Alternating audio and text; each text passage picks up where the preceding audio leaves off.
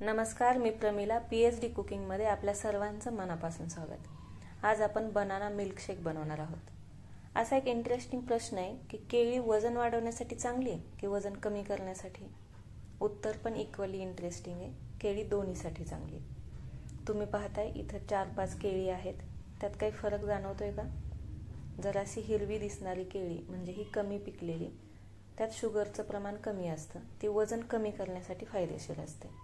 आणि ही पहा, black brown spot असलेली म्हणजे जास्त पिकलेली, ही वजन वाढवण्यासाठी उपयुक्त ठरतात. तर तुमच्या गरजेनुसार केळीची निवड करा. आज सुरुवात करूया आपण आजच्या रेसिपीला. यासाठी आपल्याला लागणार आहेत 4-5 खजूर, 5-6 बदाम, मूठभर फुटाणे. फुटाणे तुम्ही ऑप्शनलला ठेवू शकता, पण त्यामुळे मिल्कशेक आणखी प्रोटीनने रिच होतो. आता सुरुवातीला खजूर, बदाम आणि फुटाणे मिक्सरच्या भांड्यामध्ये टाका.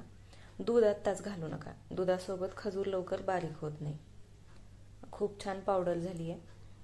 आता मी 2 केळी कापून घेते, जी मी फ्रीजमध्ये थंड करायला ठेवली होती, आणि थोडंसंच थंड दूध टाकून मिक्सरच्या भांड्यामध्ये हे सर्व बारीक करून घेते.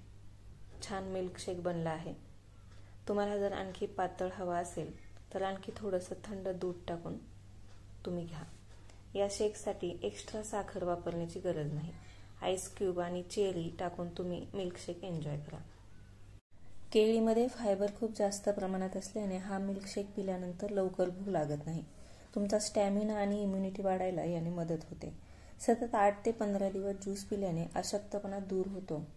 दूध आणि केळी हा संपूर्ण आहार समजला जातो. वाढत्या वयातील मुलांना, विशेष करून अशक्त मुलांना फार उपयुक्त आहे.